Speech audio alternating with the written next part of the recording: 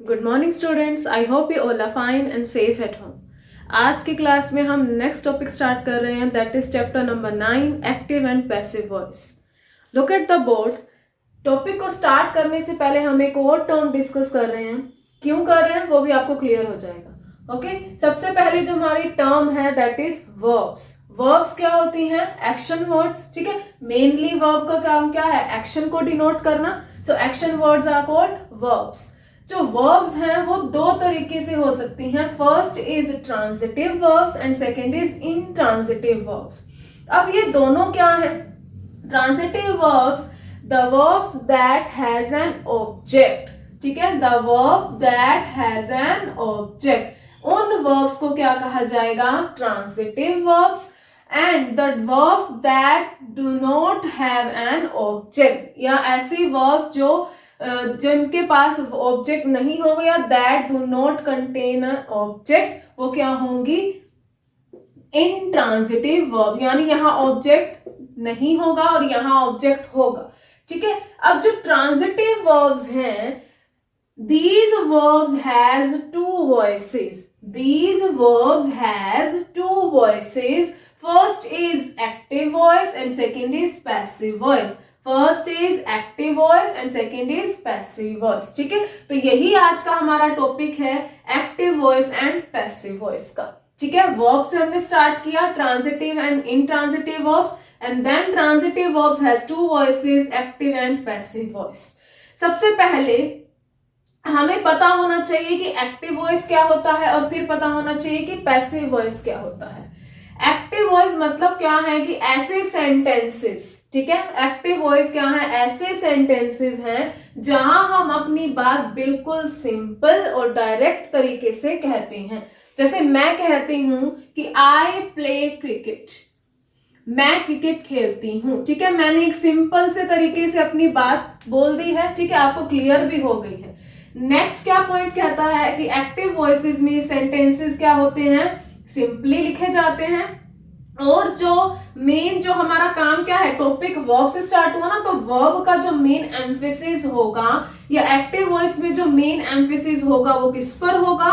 Subject पर। यानी यहां इस सेंटेंस में फोकस किस पर जा रहा है? सब्जेक्ट पर, कि मैं क्रिकेट खेलती हूं।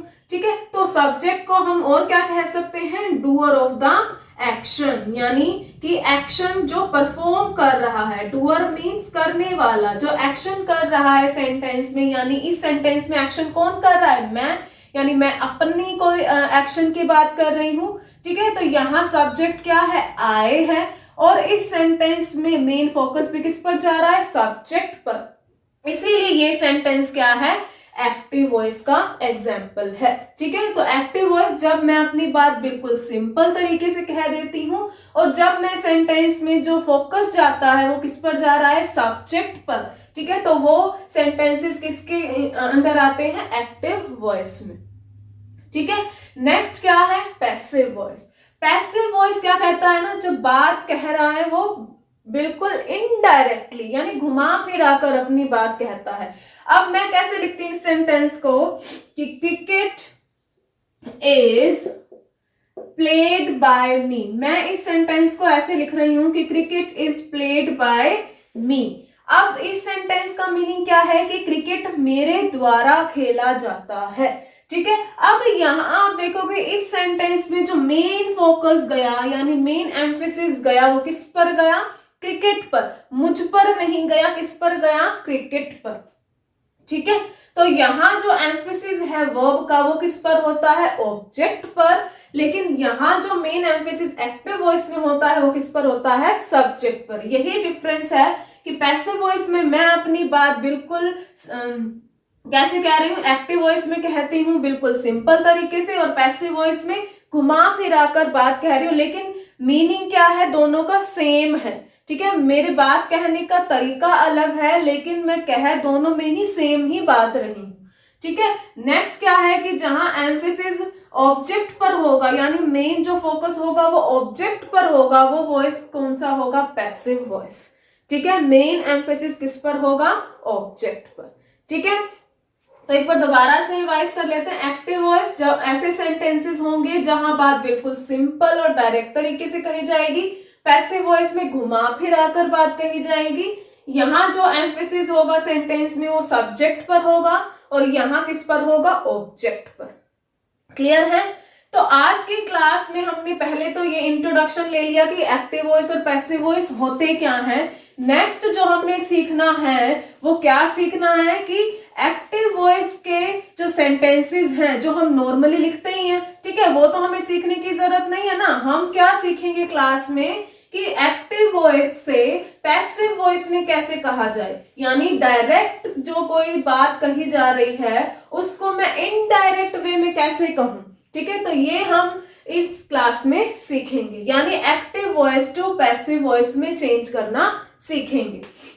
जो एक्टिव वॉइस से पैसिव वॉइस में हमने सीखना है कि डायरेक्ट और इनडायरेक्ट बात को कहना, वो किसके अकॉर्डिंग सीखना है, टेंसेस के अकॉर्डिंग।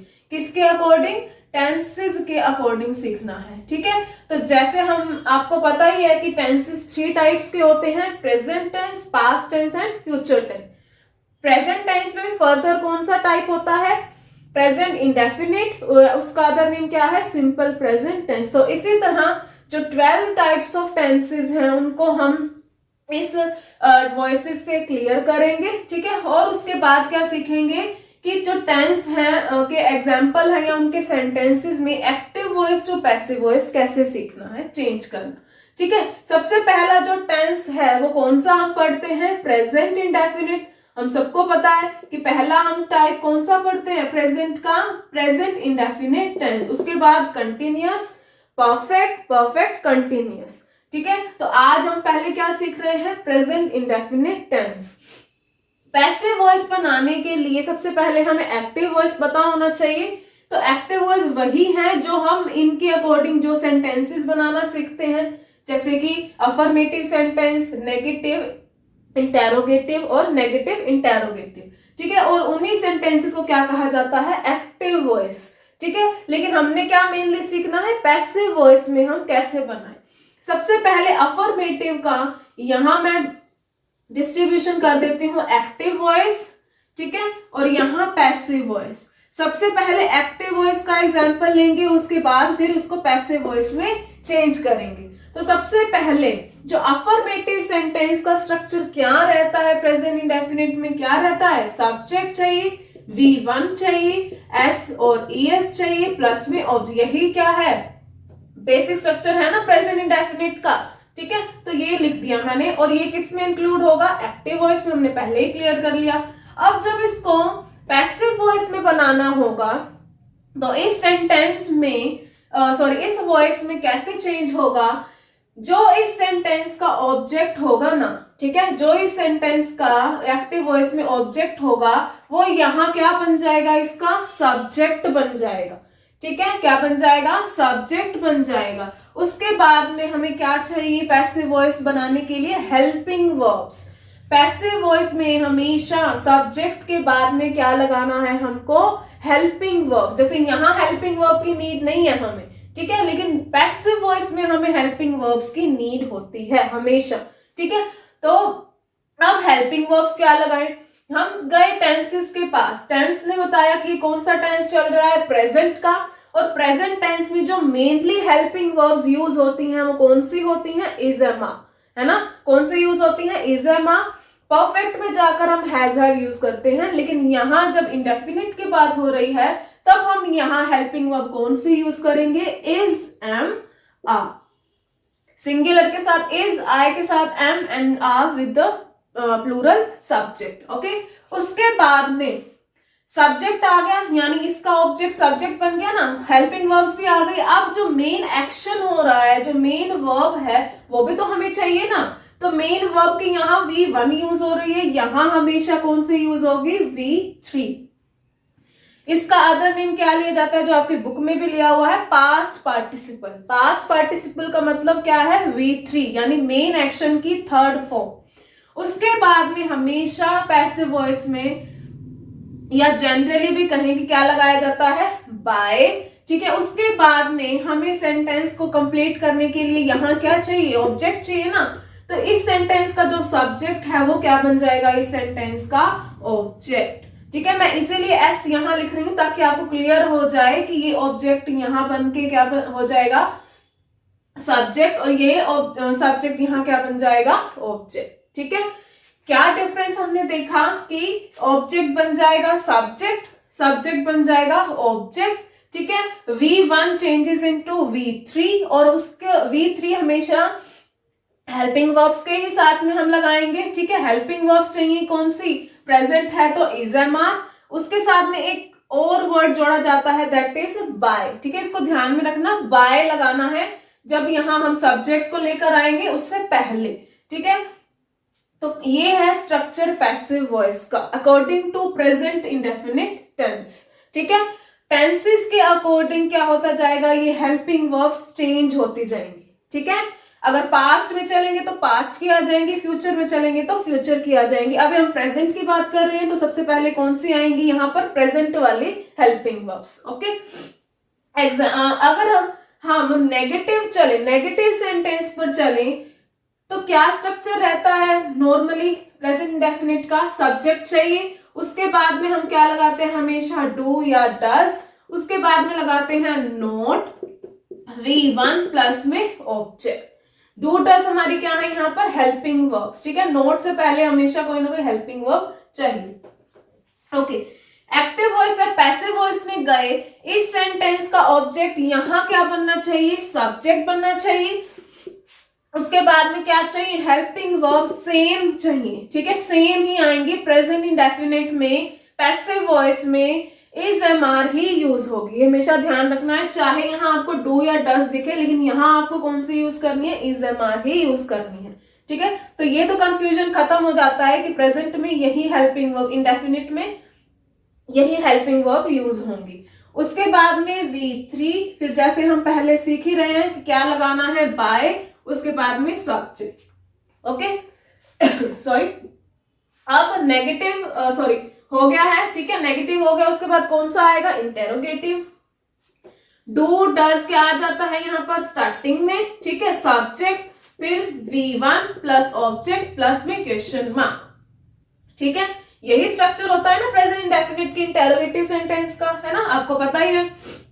यहां इंटेरोगेटिव को इंटेरोगेटिव ही रखना है। सॉरी, मैं यहां पर नोट लगाना भूल गई थी। ठीक है, तो यहां पर नोट भी आएगा, मैंने एरो लगाकर ऊपर लिख दिया है। ठीक है, तो डू डज, अब यहां पर डू डज है तो आपको क्लियर हो जाना चाहिए प्रेजेंट इंडेफिनिट टेंस का एग्जांपल है। ठीक है, स्ट्रक्चर सॉरी, तो इज एम आर हमने क्या लगानी है, यहां पर भी आगे लगानी, क्योंकि सेंटेंस चेंज नहीं होना चाहिए। अगर यहाँ कोई क्वेश्चन पूछा गया ना तो यहाँ भी वो क्वेश्चन की फॉर्म में ही आना चाहिए। ठीक है, उसके बाद में क्या, जो ऑब्जेक्ट है वो क्या बन जाता है, यहाँ सब्जेक्ट बन जाता है। उसके बाद में हेल्पिंग वर्ब्स तो आ गई, अब क्या चाहिए हमें, मेन एक्शन चाहिए, फिर चाहिए बाय, और फिर चाहिए सब्जेक्ट, यानी कि ऑब्जेक्ट, इसका ऑब्जेक्ट, लेकिन यहाँ क्या है, वो सब्जेक्ट है प्लस में क्वेश्चन मार्क। अगर यहाँ पर आपको नोट दिया हो तो यहां भी क्या आ जाएगा, नोट आ जाएगा। ये तो पता ही है हमें, है ना, नेगेटिव इंटेरोगेटिव में अगर यहाँ नोट दिया तो यहाँ भी आपको नोट लगाना होगा। ठीक है, ये तो हो गया स्ट्रक्चर। ठीक है, अब इसके थ्रू हम क्या बनाएंगे, एग्जाम्पल्स ले लेते हैं ताकि सेंटेंस बनाने कैसे हैं वो सीख सके हम। सबसे पहले कौन सा सेंटेंस सीखा हमने, अफर्मेटिव का, तो एग्जाम्पल भी सबसे पहले कौन सा लेंगे, अफर्मेटिव का। ठीक है, कौन सा टेंस कर रहे हैं हम, प्रेजेंट इंडेफिनिट टेंस, इसको ध्यान में रखना। आई बाय अ ड्रेस, V1 आया, एकदम से हमें पता चल गया प्रेजेंट इंडेफिनिट टेंस है। ठीक है, ये एक्टिव वॉइस है। पैसिव वॉइस में कैसे चेंज होगा, यहां का जो ऑब्जेक्ट है वो क्या बन जाएगा, सब्जेक्ट। अब सिर्फ आपको ड्रेस नहीं लेना है, उसके साथ में अगर इंफॉर्मेशन है ना ऑब्जेक्ट से रिलेटेड तो वो भी साथ में ही लेकर चलेंगे आप, और ड्रेस। ठीक है, उसके बाद में हेल्पिंग वर्ब चाहिए थी कौन सी, इज एम आर। अब ड्रेस क्या है, सिंगुलर है। ठीक है, इसलिए क्या लगाएंगे यहाँ पर, इज। उसके बाद में हमें क्या चाहिए, एक्शन। एक्शन क्या हो रहा है, बाय करना। ठीक है, अब बाय की यहाँ कौन सी फॉर्म आएगी, थर्ड फॉर्म। कौन सी फॉर्म, थर्ड फॉर्म। उसके बाद में क्या चाहिए, बाय चाहिए। ठीक है, अब यहाँ का जो सब्जेक्ट है वो यहाँ क्या बन जाएगा, ऑब्जेक्ट बनेगा, लेकिन सीधा का सीधा उठा के आई नहीं लिखना है, ठीक है, आई नहीं लिखना है, आई चेंजेस इनटू मी, आई चेंजेस इनटू मी। अगर यहाँ ही होता तब यहाँ क्या लगाते हैं हम, him, she changes into her, they changes into them, and अगर कोई नेम आ जाए, ठीक है, नेम आ जाए तब वहां नेम का नेम ही रहेगा, ठीक है, उसको कोई चेंज नहीं करना है। अगर यू होगा तो यहाँ पर यू ही रहेगा, ठीक है। जो जो चेंजेस हैं वो हमने पहले कर लिए हैं। I changes into me, he changes into him, she into her, they into them and we into us. अगर कोई नेम होगा तो नो चेंज, एंड यू होगा तो भी नो चेंज। ओके, अगर इसी को मैं क्या बना दूं, नेगेटिव बना दूं, I do not buy a dress, तो क्या बनेगा, अ ड्रेस, ड्रेस के साथ कौन सी हेल्पिंग वर्ब लगेगी, इज, नोट दिया हुआ तो नोट भी लगाना पड़ेगा, V3 यूज होती है, बाय लगाना भी जरूरी है यहाँ पर, I changes into me. Next example अगर मैं लूं, किसका ले लेते हैं हम, इंटेरोगेटिव का, डू दे कंप्लीट दिया वर्क, क्या उन्होंने अपना काम खत्म किया है, ठीक है, तो ये क्या होगा, क्वेश्चन हो गया ना। तो अब यहाँ पर ऑब्जेक्ट सिर्फ वर्क नहीं है, उसके साथ में अगर जो इंफॉर्मेशन दी हुई होगी ऑब्जेक्ट से वो भी आपको साथ में लेकर चलनी है, ठीक है। तो देयर वर्क, यानी इस एक्टिव वॉइस के सेंटेंस में सब्जेक्ट क्या, ऑब्जेक्ट क्या बन जाएगा, यहाँ सब्जेक्ट बन जाएगा, ठीक है, देयर वर्क। अब सॉरी, यहाँ पर सबसे पहले क्या चाहिए, हमें हेल्पिंग वर्ब लगानी पड़ेगी ना, क्योंकि इंटेरोगेटिव सेंटेंस है, ठीक है। यहाँ पर अगर डू पहले आया है तो देयर वर्क को देखकर आपको इज एंड आर में से कौन सी लगानी पड़ेगी, इज, ठीक है, इज देयर वर्क, क्योंकि वर्क तो एक ही है, ठीक है, इज देयर वर्क, ठीक है, completed by them, is their work completed by them, question mark. और अगर यहाँ नोट दिया हुआ होता तो हम यहाँ भी क्या लगा देते, नोट, नेगेटिव इंटेरोगेटिव, ठीक है। तो ये तो हमें क्लियर है कि नोट है तो नोट लगाना पड़ेगा, ठीक है। तो हमने इस क्लास में सीखा एक्टिव वॉइस से पैसिव वॉइस में चेंज करना। क्या क्या रूल्स पढ़े, यहाँ जो सब्जेक्ट होगा, ठीक है, वो बन जाएगा ऑब्जेक्ट, और ऑब्जेक्ट क्या बन जाएगा, सब्जेक्ट, ठीक है। इस ऑब्जेक्ट को अब हमने सब्जेक्ट मानना है, इसके अकॉर्डिंग हमें क्या लगानी पड़ेंगी, हेल्पिंग वर्ब्स, क्योंकि हम प्रेजेंट इंडेफिनिट कर रहे हैं तो हमारी हेल्पिंग वर्ब्स क्या है, इज, एम, आर, ये सिंगुलर है तो इज लगाया, उसके बाद हमने क्या लगाया है, मेन एक्शन के लिए V3 लगानी है, उसके बाद में हमें बाय यूज करना ही करना है जनरली, ठीक है। और उसके बाद जो इस सेंटेंस का सब्जेक्ट है वो ऑब्जेक्ट बनेगा, एज इट इज नहीं बनेगा, कुछ चेंजेस रहेंगे जो हमने पहले कर लिए हैं। नोट होगा तो नोट लगाना जरूरी है, इंटेरोगेटिव सेंटेंस होगा तो इंटेरोगेटिव सेंटेंस की सेंस में ही चेंज होगा। ओके स्टूडेंट्स, तो हमने आज किया है प्रेजेंट इंडेफिनिट टेंसेस के रूल्स पढ़े हैं कि उसमें active voice to passive voice कैसे चेंज होगा। If you have any doubt you can tell me, I will definitely sort out your doubts. Thank you so much for watching this video.